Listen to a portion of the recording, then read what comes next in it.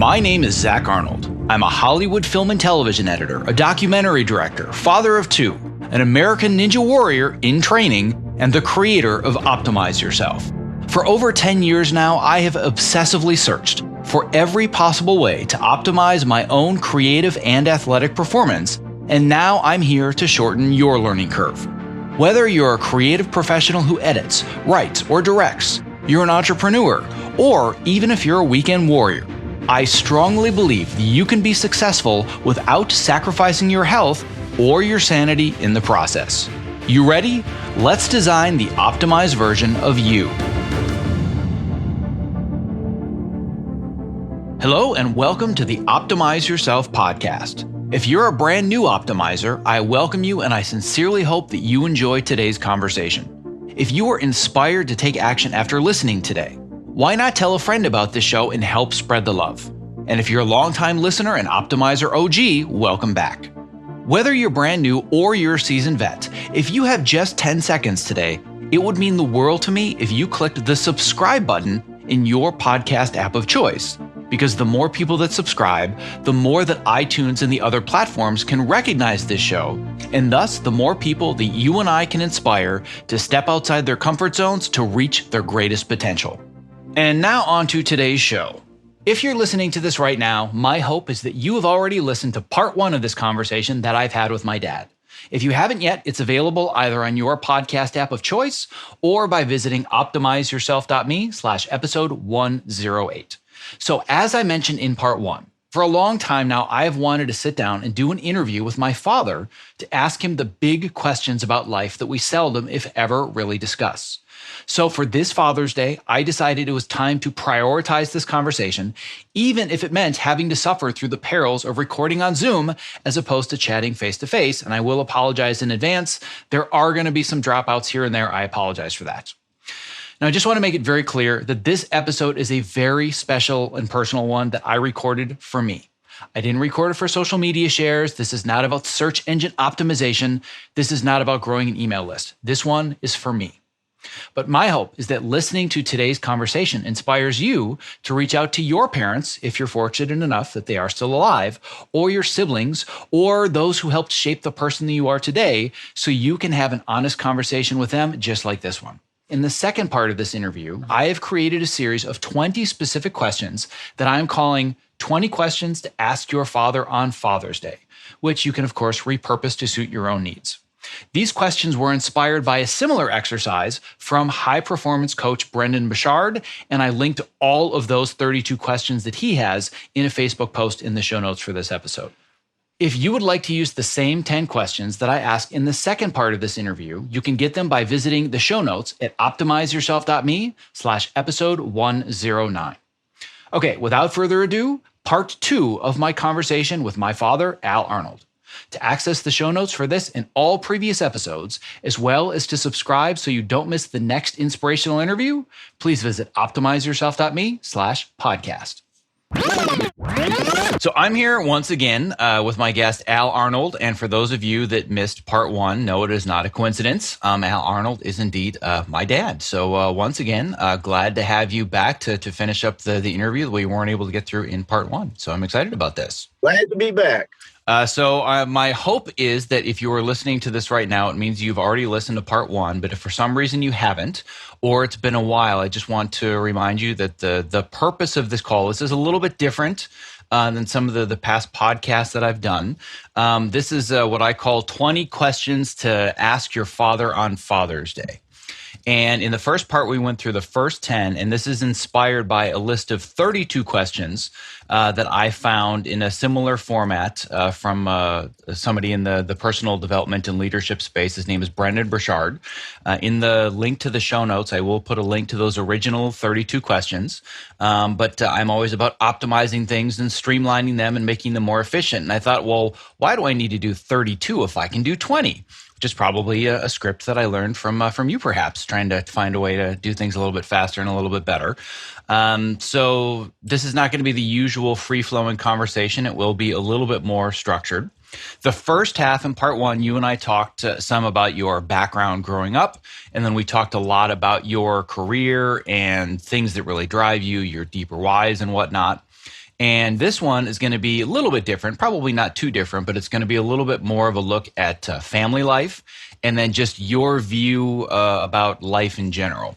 So there's going to be, I'm sure, a lot of good, fun stories and also some deeper introspective stuff as well. But I'm hoping that listening to this conversation between you and I will inspire other people to have these conversations with either their dads or their moms or whoever else. And for those that actually want the list of the exact 20 questions, I will have that available in the show notes for this episode as well. So on that note, we're going to dive in and we're just going to keep chatting and getting these questions on the record. So we finished up with career, talking about the reading clinic and teaching kids to read and whatnot. We're gonna jump into our time machine, which is somewhat apropos, given that we ended up talking a lot about Back to the Future in our first part. But the time machine we're going to jump back into is to the point where you first met your spouse, i.e., my mother. So talk to me a little bit more about how you met Mom, when you guys met, and how is it that you knew that she was going to be the one? Well, that's a very good question. It wasn't anything that anybody orchestrated. It was just an absolutely chance meeting. And it was one of those things, and I'm sure that if you talk to her, you get the same answer, that somehow she just knew without any, I could have been a mass murderer for all she knew, when she decided I was the one after spending probably about a minute and a half with me in a chance meeting.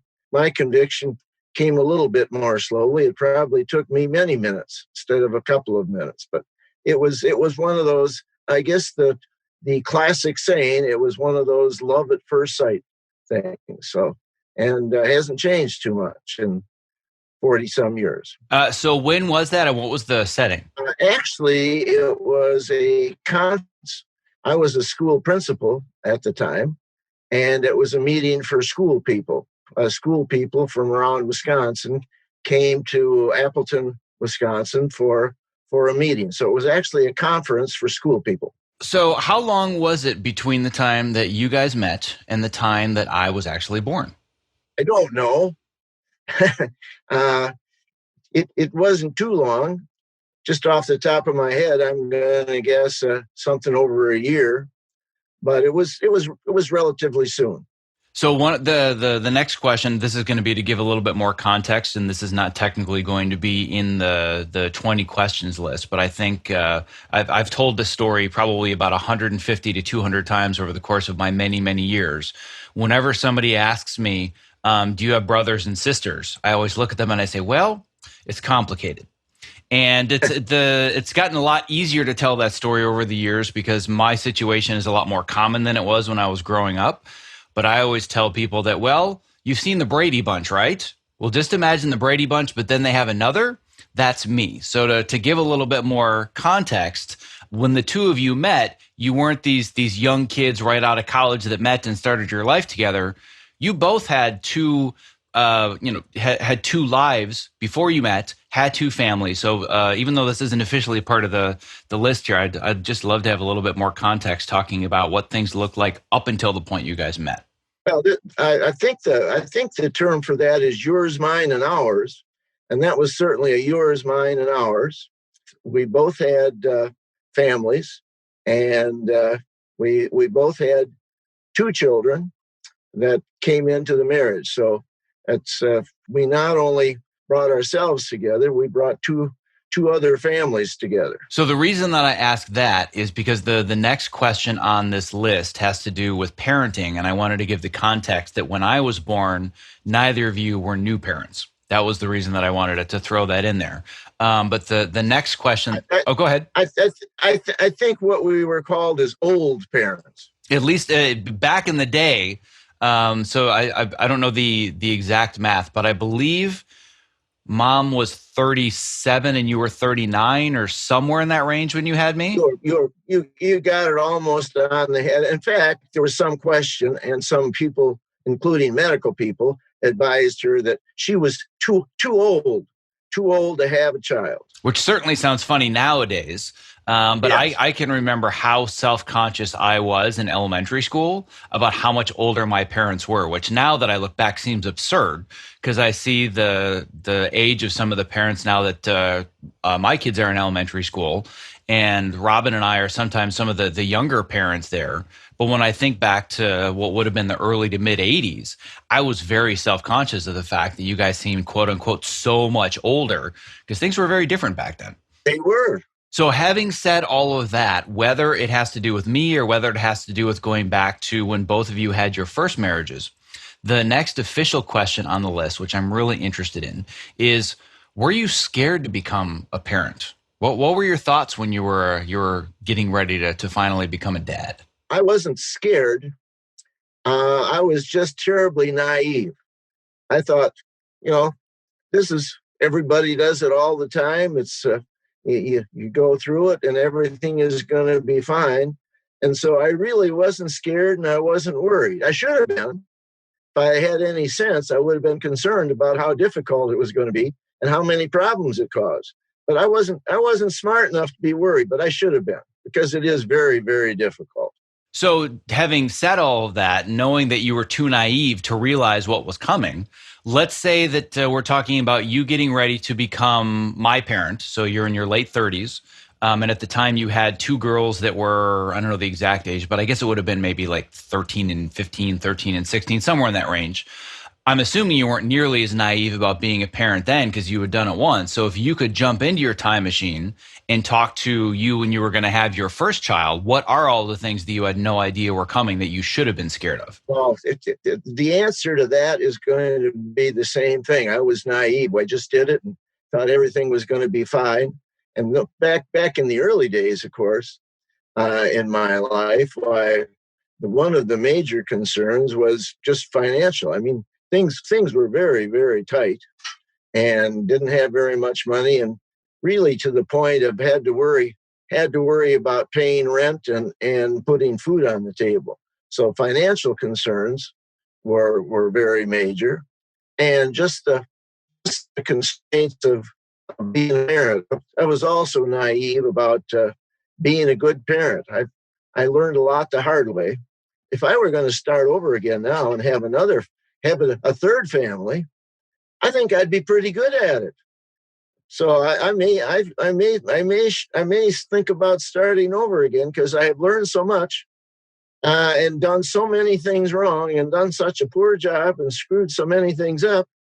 I think I've learned enough. I could do a pretty good job this time. Well, maybe it's naive to say this now because in 30 years it'll change, but I will put it out there. I think you guys might be a little bit old to start another family. I'm just going to put that out there.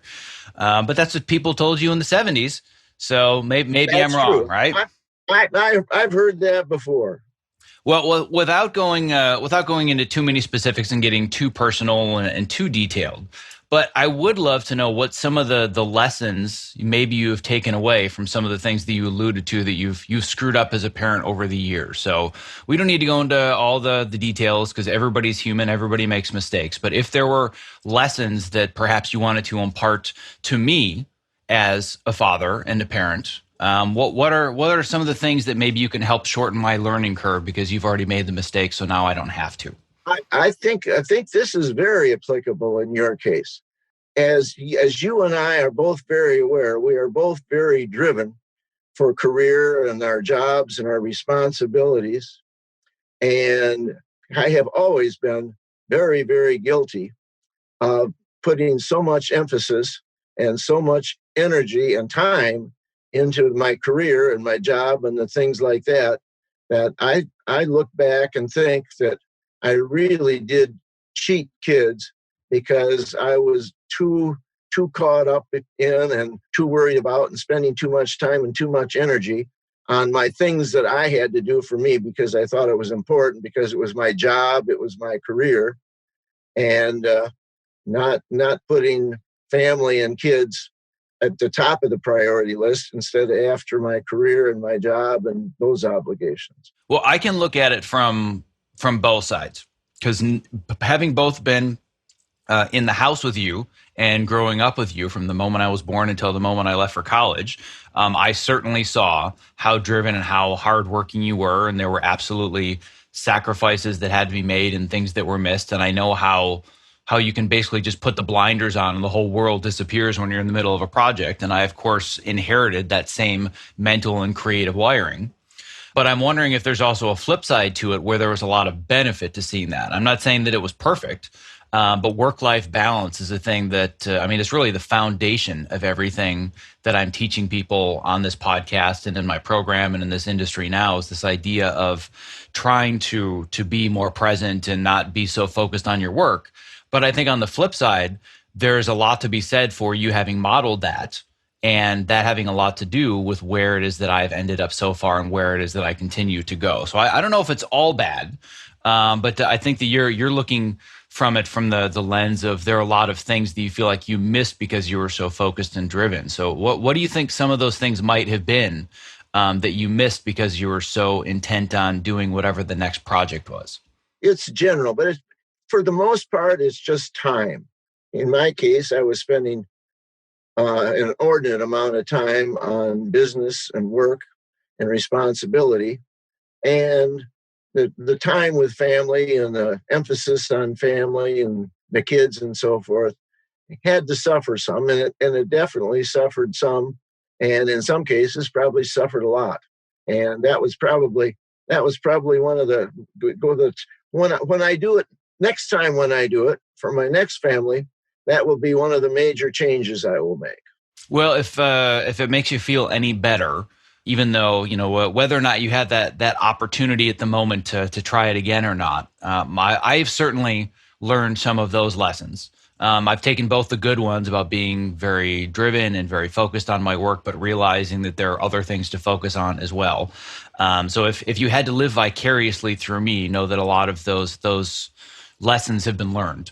But there is one story that I think would be both entertaining but also very apropos of this conversation, that just give a glimpse into what it was that I learned about work ethic growing up.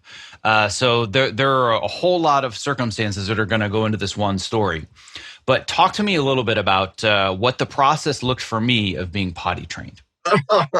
Oh man, you're bringing back old memories. This is a very, very good story for combining career and work. In order to have a living wage and a paying job, at one time, I had to take a job where I had to go to work in Chicago, which was over 100 miles from where we lived.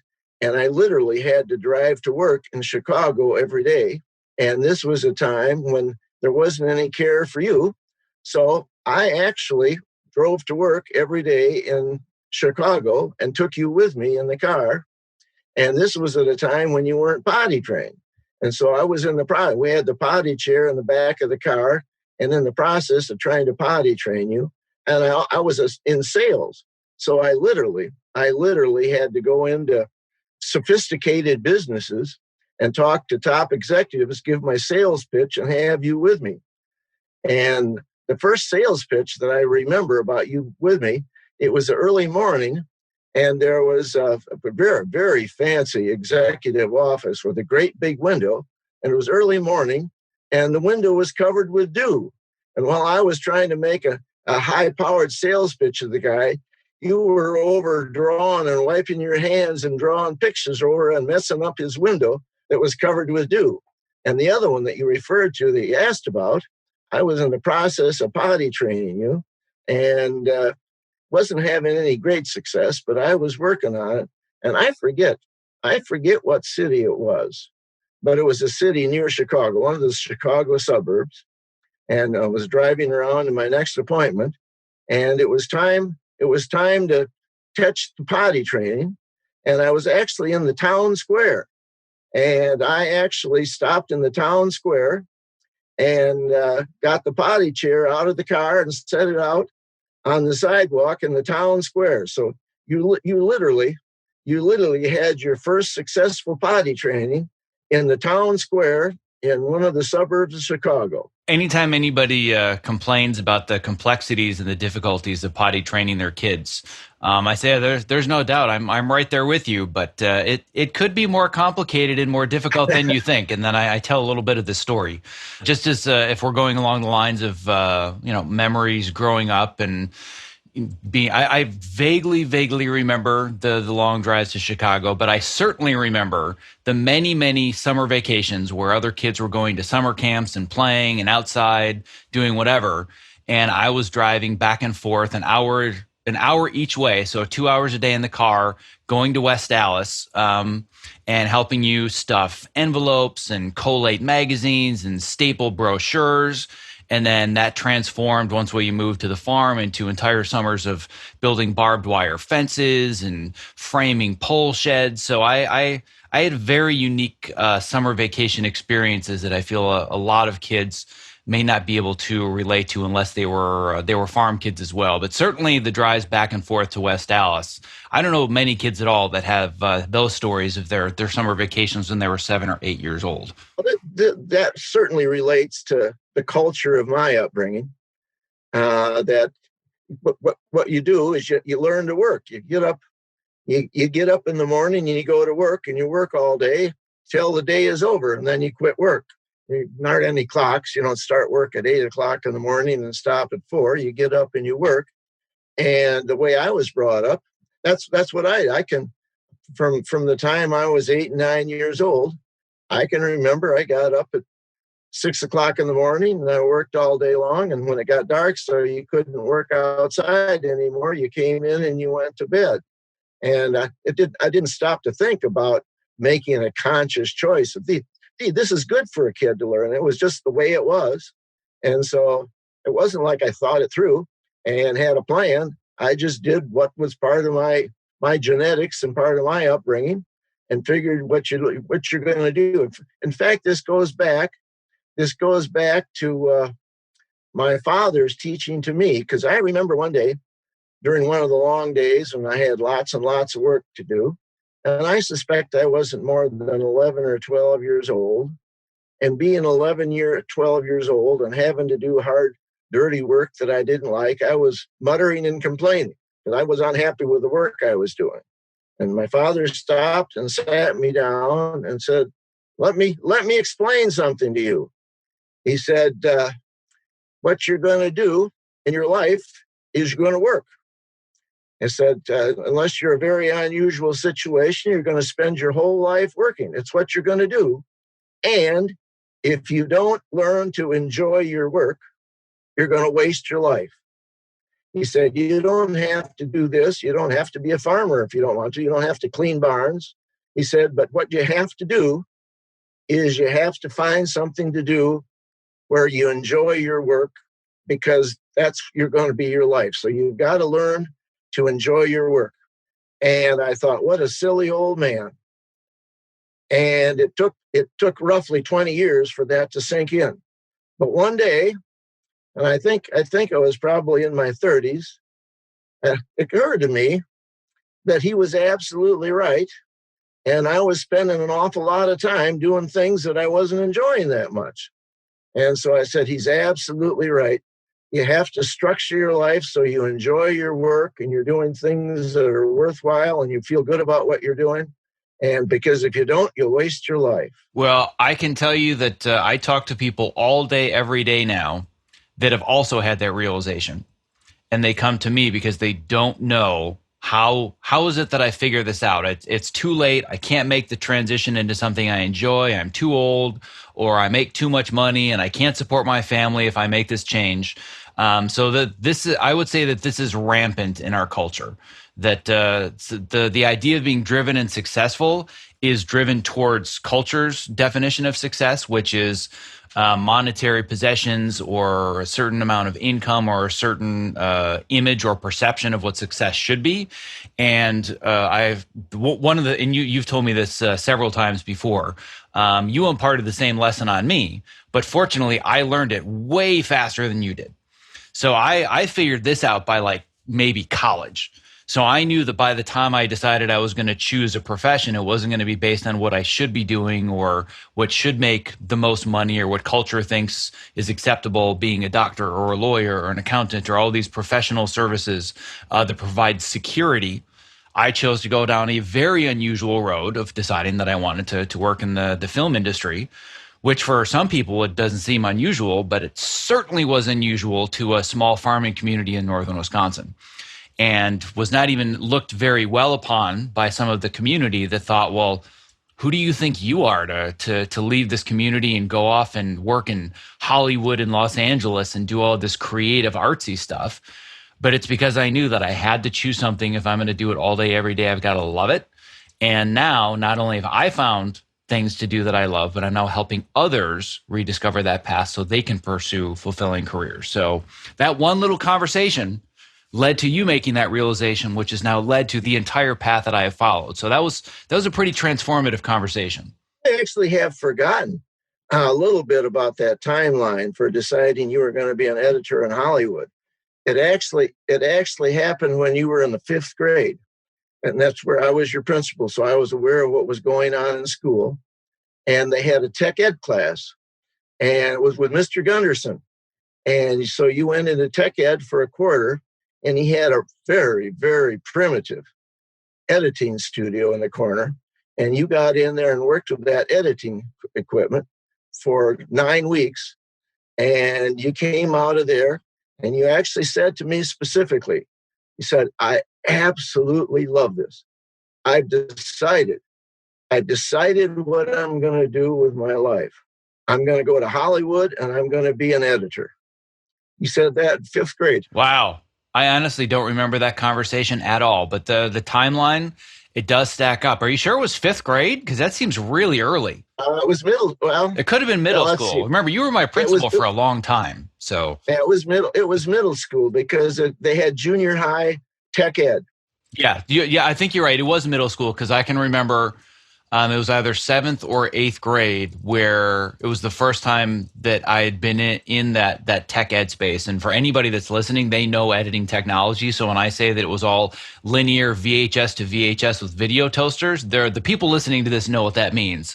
But I can remember it was either 7th or 8th grade, the very first video project that I ever did. And by 9th grade, I was already doing highlight reels for the football team, and every single project that we had to hand in, I would beg my teachers. I would say, can I do a video instead of writing something? Some of them wouldn't let me get away with it, but some of them did let me get away with it. But it was all things about anything I could create that was video based that I could take all the pieces that were out of order and put them back into some semblance of an order. But I didn't know that I had such a clear perception of the fact that I could actually do it for a living. My memory was that I really enjoyed doing this, but it never seemed like something you could actually do for a living and get paid for. But it sounds like maybe I had more clarity about that than I thought at a young age. I honestly have no memory of that conversation at all. I don't think you knew anything about how hard it was going to be or the path or what the financial rewards would be or not be. But you just decided that's what you love doing and that's what you were going to do. In fact, you actually used the term, this is what I'm going to spend my life doing. Well, I was right until about the ripe old age of 38 or 39. And then I decided that I've done what I need to do on that path. And now I want to help other people find that same path. But I didn't realize how early I had learned the lesson about learning to choose something to do that you love. So that's interesting. Well, as long as we're on the subject of all of these various memories, that brings us to the next official question on the list, which is, what is the proudest memory that you have of being a parent? Oh man, that's not a fair question, because especially if you're talking about 5 kids, you think of a proud moment with one of the kids, why you're going to forget 4 others that are just as important. But I think that the proudest moment as a parent is now, when the world is such a mess and things are so difficult for everybody, and look back and think about all the mistakes I made and all the things had done wrong, and look at the 5 children that I have, and they are all very good people. They all work hard and have good jobs. They all have wonderful families. And so that really, the overall success that all of my children are good people. They're caring people. They have good families. They work hard. Couldn't be anything more important. Well, I would second that. I would say that that's both a very diplomatic answer, so you don't get yourself in trouble. But I also think that could be that's the best answer possible. So on the fly, not having any preparation and reading the questions, I see you knock that one out of the park. Hey, I like to do things right and get a good score. Yeah, I know you're a high achiever. I know where I got that from. I'm kind of wired that way. I like to be at the top of the class. Yes, I'm well aware of that. You've drilled that into my brain more than once. That's for sure. So along those lines, still sticking to somewhat the same conversation, what are the 3 words that you would say best describe your approach to being a parent? I can think of at least one of them for sure, but I'm not going to put words into your mouth. But there's a word that jumped out of my mind immediately when I read this question. That's a tough one, and I'm having trouble coming up with one word, not to mention 3. But the first thing I'm thinking about is responsibility, and certainly I think about discipline. That was my word. That was in giant neon letters. As soon as I read the question, I saw discipline bold. I was afraid you might remember discipline. Oh yes, that word popped off the page for me. So discipline, responsibility, and caring, love. Once again, I would say that those are all great options. And those all very clearly personify. I think that if I were to take maybe breaking the rules here, but taking some of that and packaging up into a compound word or 2 words that are officially not one word, it would be tough love. Would you agree with that? I like that. Yeah, I've heard that term. That was a term that was invented long before after I had raised you. But because I remember when that got invented. But yeah, that really does cover it.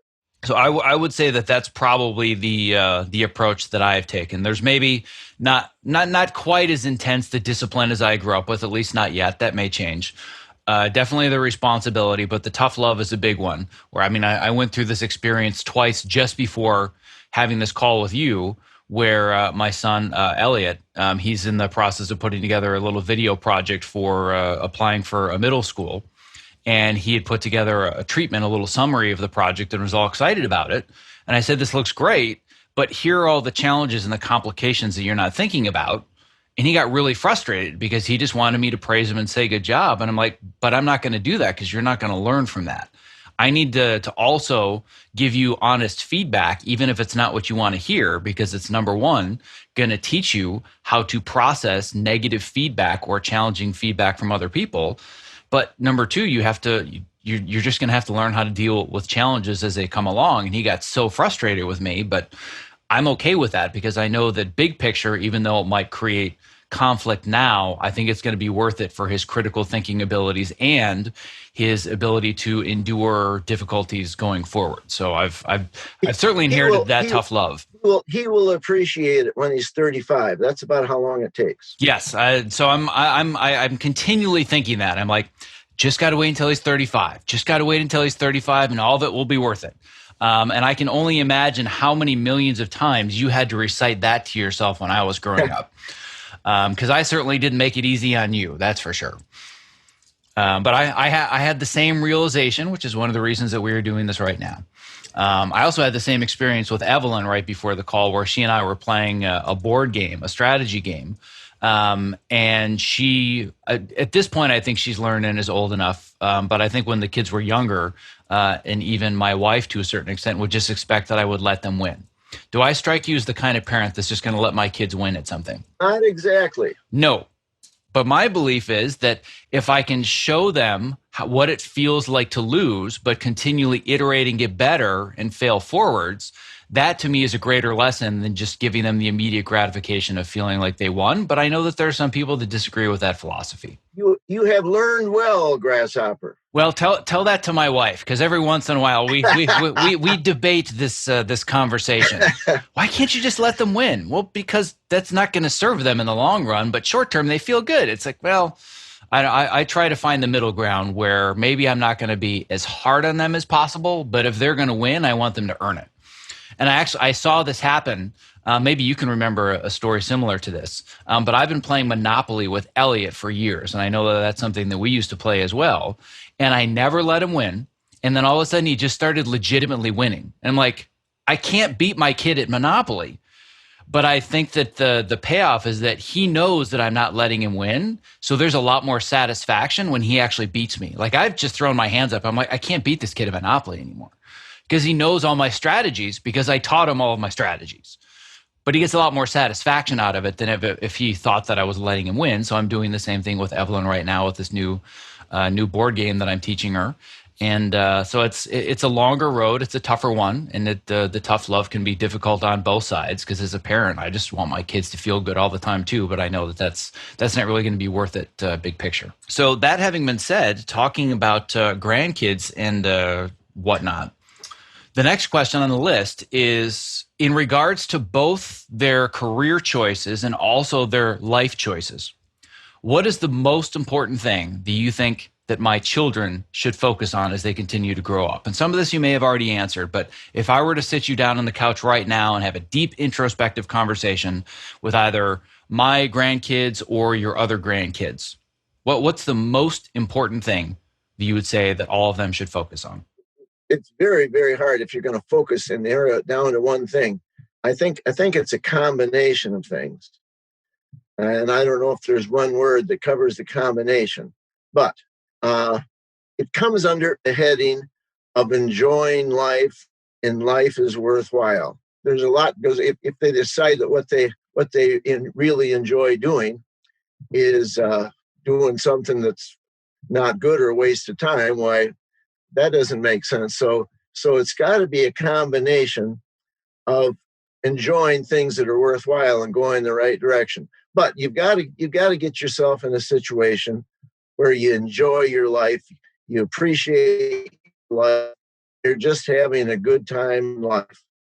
And if at the same time that what you enjoy doing is something that's a good thing for you and for other people and worthwhile, and it's a good thing for all the people you come in contact with, why then so much the better. But if you're not enjoying your life, you're doing something wrong, and you got to change the course of your life, because it all comes under that heading.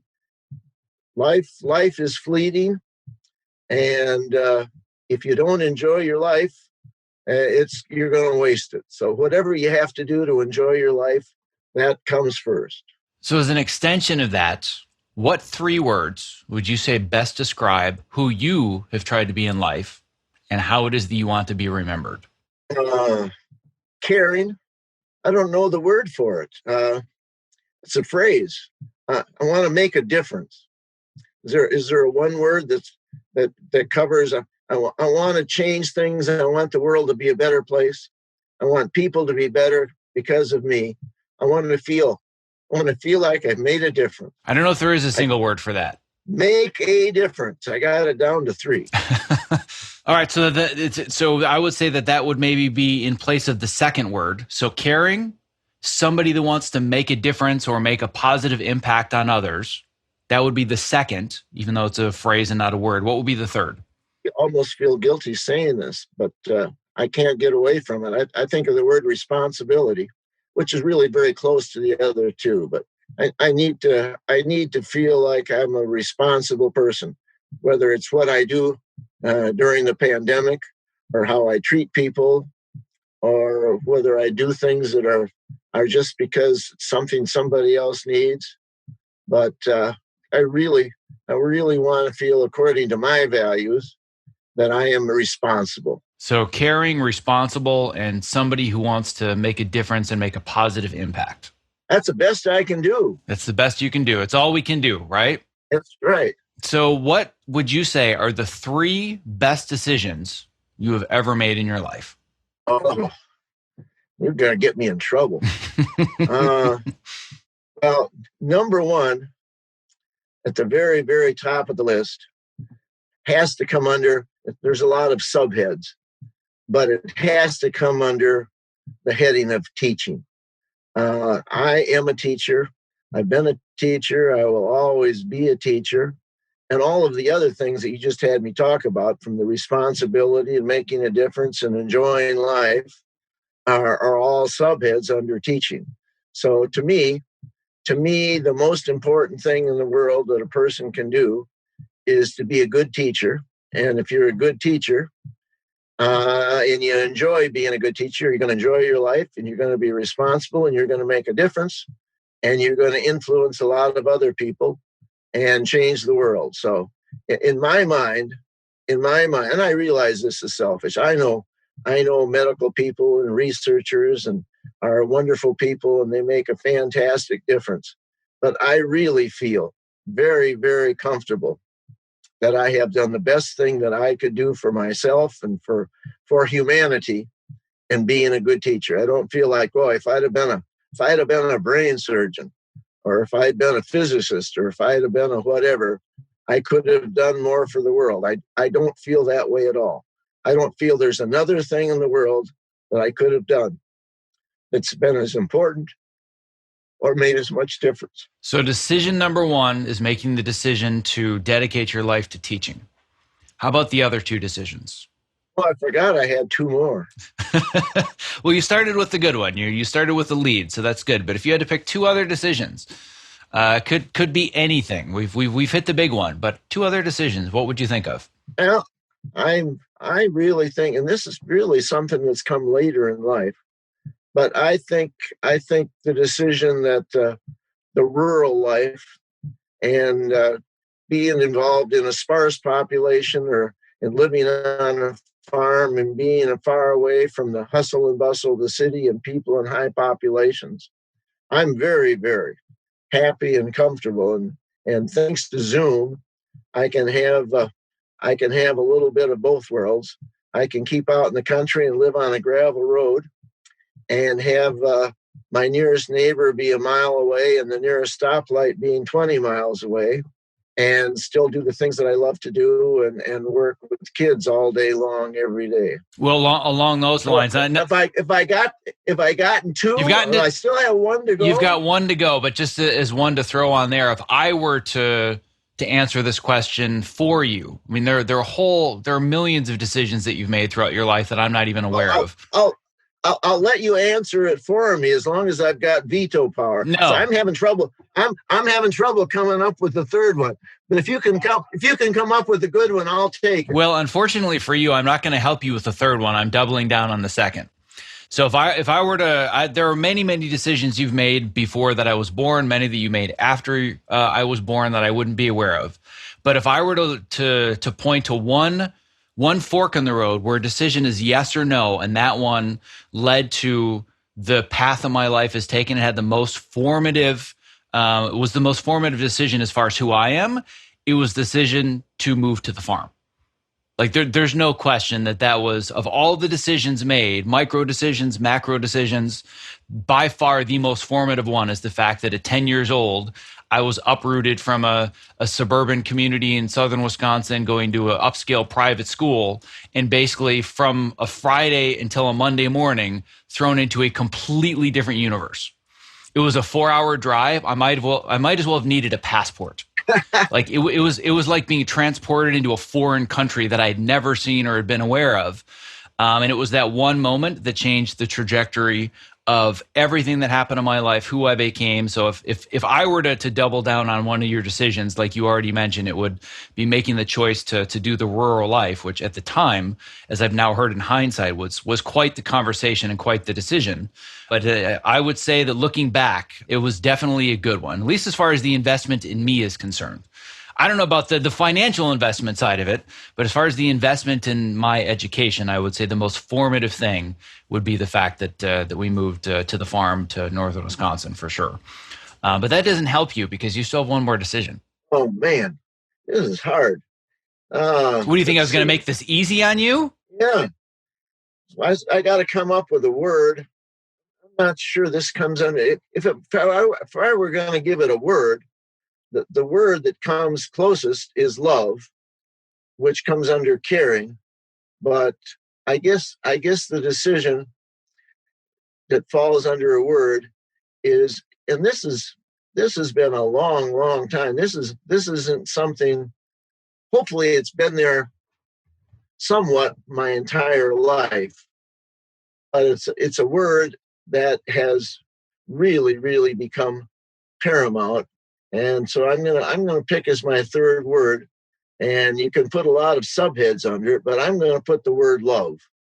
And a lot of other things are very important in terms of. I think that's an easy question, unless you make me get specific about the decisions, because I would like to think that every decision that I make about what I'm going to do comes under that heading. If you don't have love, it's gonna affect what I do the rest of today.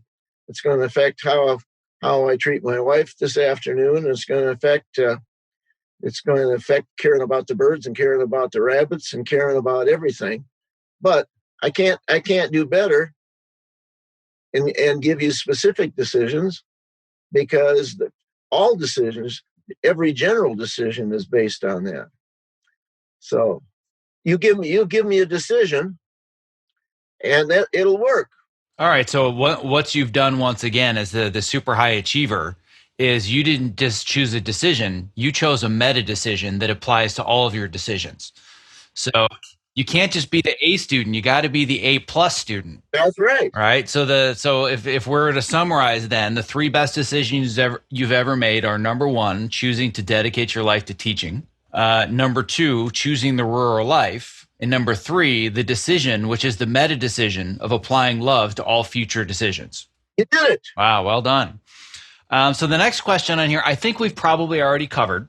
If you feel like we've covered this, we can move on. But if something new sparks it, or you just want to summarize it, that's fine. But I do feel like we have already covered this, but I want to address it because it is part of these questions. What are you the most proud of in life in general? We've talked about proudest moment as a parent, the decision of being a teacher, making an impact. But what are you the most proud of in life in general? Yeah, that's easy, and I think we have covered it quite thoroughly. The proudest thing is that I have and I am still making a significant difference in the lives of children every single day. Their lives are completely changed from the influence that I'm able to have on them. So that is the most important thing, that I'm able to do something that's really changing the lives and the course of the lives of children. So along those lines, again, this may be some summary because we've gone off the beaten path a little bit here and there. We don't need to get too deep into the details here. Actually, I did a podcast with your spouse. I did a podcast with my mom a while ago, and I may do a follow-up that's kind of a mirror image of this one. But what message would you have for specifically your spouse that you would want her to think about as far as the lessons learned in life, or the lessons that you've learned from her, either throughout your 40 plus year journey, everything you've dealt with the last few years? What are some messages that you would want to share with her about life? Well, I don't really know that I have any message. I don't think there's any messages that I have about life that she hasn't seen and heard, I'm afraid. But that's also going to come under that. If you let me get away with the word for the general heading of love, that's going to come on. That's the only thing that matters. The only thing that really matters. Everything else will fall into place. We got all kinds of other decisions and all kinds of other things and all kinds of other problems and just things to do. But it, everything has to come under the heading of love. And if we've got that, everything is going to be fine. Everything is going to be wonderful. So I would say that is, I think, once again, to summarize it, I think that's a really strong way to look at it. I'd like to dive in a little bit deeper into this specifically, and this might dovetail into what's going to be the final question. But over the last 5 or 6 years, there have obviously been a lot of very acute challenges dealing with my mom, with your wife. So I have a podcast that I did with her a long time ago, but it's been a while. I will link to it in the show notes. But if I wanted to summarize it very, very quickly for somebody that doesn't know the story, and I'm not even sure I'm going to get the timeline right at this point, but it would have been either 2014 or 2015. She was diagnosed with lymphoma, with a very, very acute form of lymphoma that's incurable. And I got the phone call from my physician out in LA who had talked to her oncologist. And again, it won't go into all the details, but basically he had talked to the oncologist and had looked at the lab work. And he called me, and he and I are close friends. So it wasn't just like a very sterile call from a physician. It was like a call from a friend that said, you need to get on a plane and you need to fly out as soon as possible. Like this is serious stuff.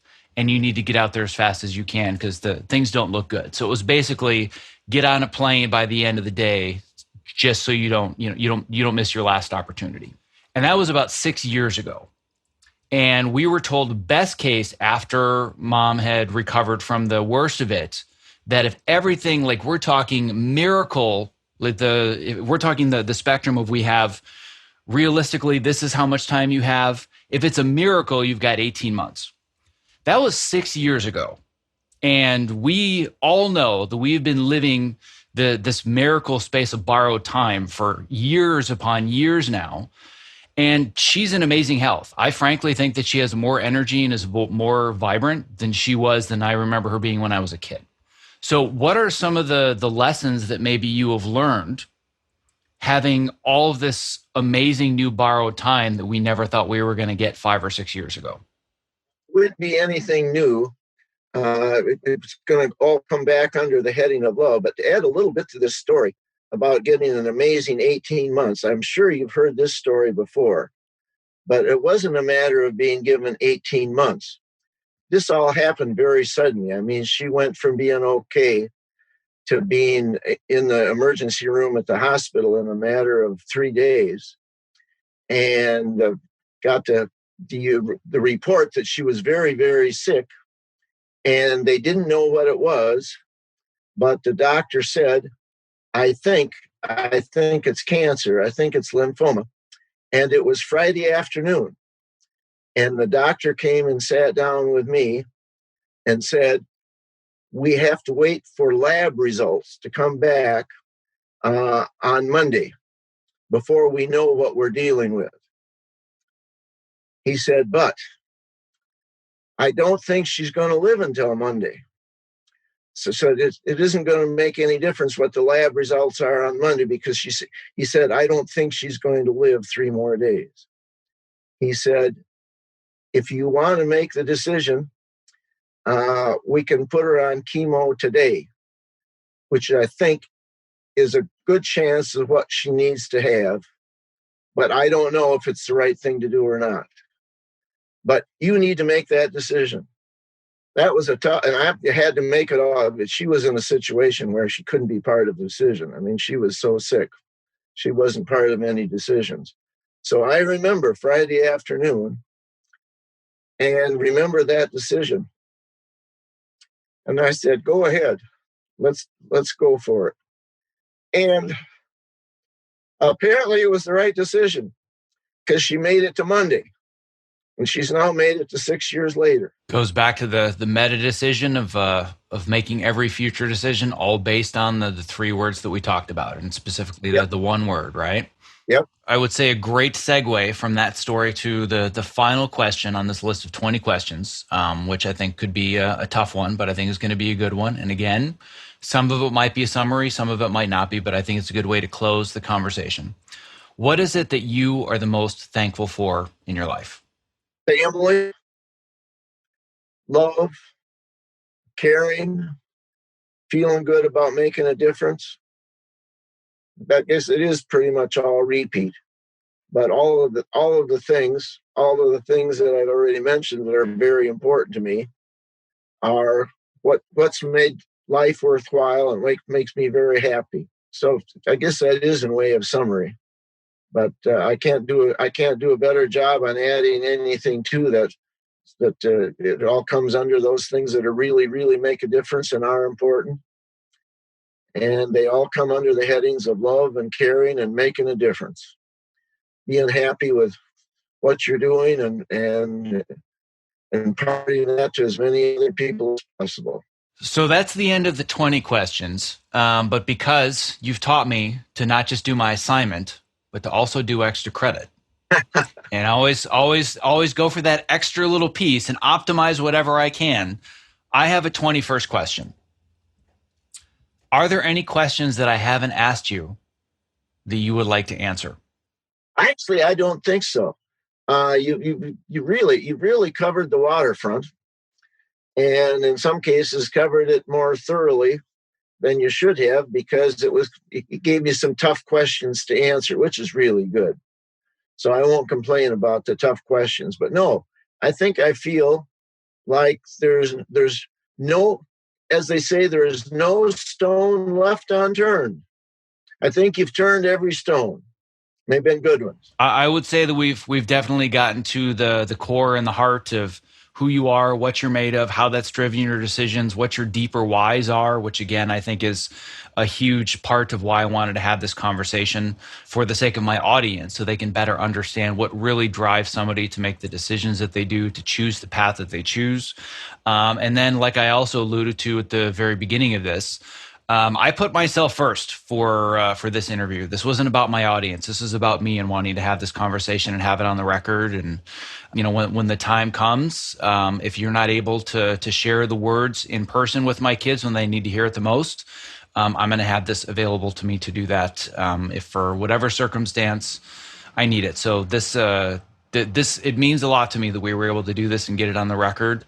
And I hope that I've inspired other people that are listening to this to maybe take the time to block out 2 or 3 hours and have what's very worthwhile, but can also be a difficult conversation to have and get on the record, because I think this is an important thing to do, which is why I wanted to get us to do it and do it specifically for Father's Day. And this has meant a lot to me, and obviously all the lessons that you have imparted on me for my entire life, whether it was the potty training in the town square, or the summers of barbed wire fences and collating and putting on labels and building pole sheds and all the other madness that I endured.